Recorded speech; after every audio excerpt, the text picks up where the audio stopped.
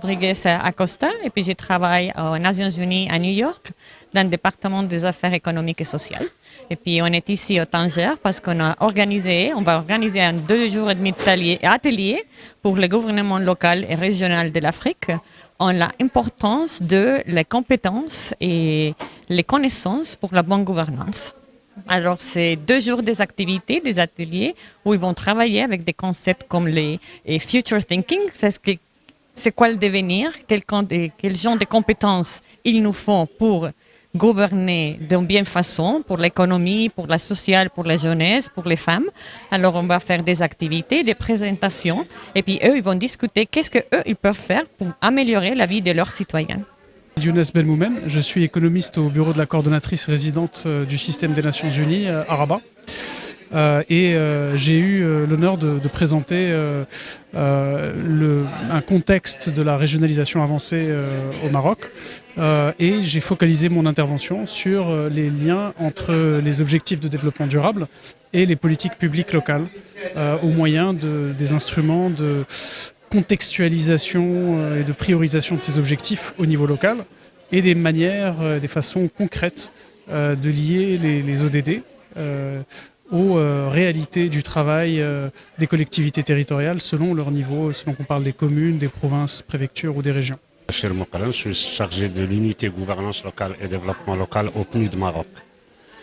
Donc aujourd'hui, j'ai participé à cet atelier avec l'ensemble des collègues ou une partie des collègues des Nations Unies au Maroc pour parler de la gouvernance locale et le développement local et spécialement la territorialisation des ODD, des objectifs de développement durable, dans la perspective d'un processus de développement inclusif et pour des territoires résilients, mais aussi en fin de compte pour servir les citoyens et citoyennes de ces territoires. Le public cible, c'est un peu les élus, c'est les cadres des territoires, donc les cadres qui travaillent dans les collectivités territoriales en général, et surtout les élus, femmes et hommes. Alors, c'est Bachir Kanouté, secrétaire général de l'Observatoire international de la démocratie participative pour la région Afrique. Ce 8e forum africain a apporté une dose d'innovation dans son organisation, mais également sur la thématique. Ça a porté cette année sur les innovations technologiques et comment les intégrer dans la gouvernance. C'était important parce que l'Afrique vit une multitude de transitions, transition démographique, transition économique, transition climatique, transition énergétique.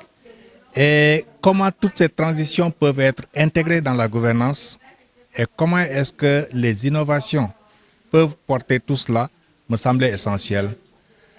Pourquoi? Parce que nous sommes à 5 ans des objectifs de la fin des objectifs de développement durable, mais nous sommes à peu près une vingtaine d'années de la fin des objectifs de développement durable, 2063, que l'Afrique s'est donné. Et donc un atelier qui se tient exactement à ce moment-là, rassemblant plusieurs pays pour travailler sur ces questions d'innovation me semble essentiel.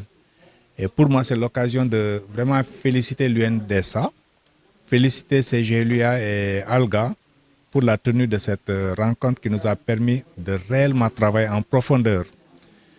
Le travail m'a semblé important et essentiel parce que ça nous a permis de voir si nous parlons d'innovation, si nous parlons de compétences, à quel niveau ça doit se faire. Et c'était essentiel parce que ça nous a permis de démontrer qu'en partant du niveau le plus profond, qui est le niveau des valeurs, en partant des niveaux plus périphériques, qui est le niveau du savoir, qui est aussi le niveau des aptitudes, qui est aussi le niveau des attitudes et des comportements, des innovations peuvent s'installer à tous les niveaux. C'est essentiel parce que l'Afrique est confrontée à un doute. L'Afrique est confrontée à un doute suite à plusieurs échecs qui se sont faits, surtout dans le domaine de l'innovation, dans les IA. Et si nous ne réfléchissons pas fondamentalement à tous ces niveaux que je viens de décliner, et pour savoir exactement à quel niveau, à quel point il faut porter l'action pour renforcer, on ne pourra pas s'en sortir Alors qu'on est dans un environnement où aujourd'hui, les innovations technologiques, dans un environnement où l'intelligence artificielle, dans un environnement où le digital et le numérique sont en train d'avancer, et ce digital et ce numérique est à portée de main de tous les acteurs, les enfants, ceux qui sont d'âge moyen, ceux qui sont du troisième âge, tous sont à la pointe de cette innovation-là. Et c'est essentiel qu'ils puissent ensemble dire qu'est-ce qu'on peut faire pour se l'approprier, puisque cette troisième révolution qui est en train de se mettre en place, qui est liée au digital, à l'informatique, ne doit pas être ratée par l'Afrique. C'est le dernier tournant que l'Afrique peut prendre pour rattraper ce qui se fait.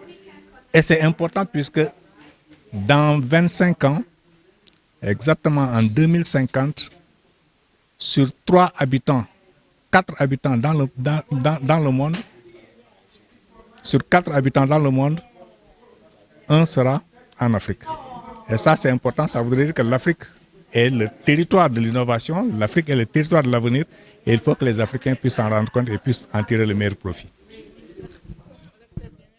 Développer des projets d'envergure tels que les routes, les établissements secondaires, les hôpitaux, les établissements d'enseignement primaire, qui peuvent favoriser l'intégration au niveau de la région, au niveau de 2 régions et même au niveau des régions et de l'extérieur. 3 opportunités qui peuvent exploiter pour promouvoir les changements nécessaires à la réalisation des ODD et de l'agenda. Il y a d'abord la valorisation des ressources locales. Il faut reconnaître qu'au Cameroun, il y a beaucoup de ressources naturelles. Il y a la forêt, il y a les terres, il y a les mines, le sous-sol qui sont disponibles. Donc, la valorisation des ressources locales, tout en intégrant bien sûr les pratiques respectueuses de l'environnement. Comme autre opportunité, on peut parler du tourisme et de la culture. Il faut promouvoir le patrimoine culturel qui est très riche. Je vous ai dit tout à l'heure que le Cameroun a plus de 250 ethnies, donc autant de cultures aussi, de patrimoine. Donc il faut promouvoir le patrimoine culturel et naturel pour attirer des investisseurs, des touristes et développer même les communautés locales.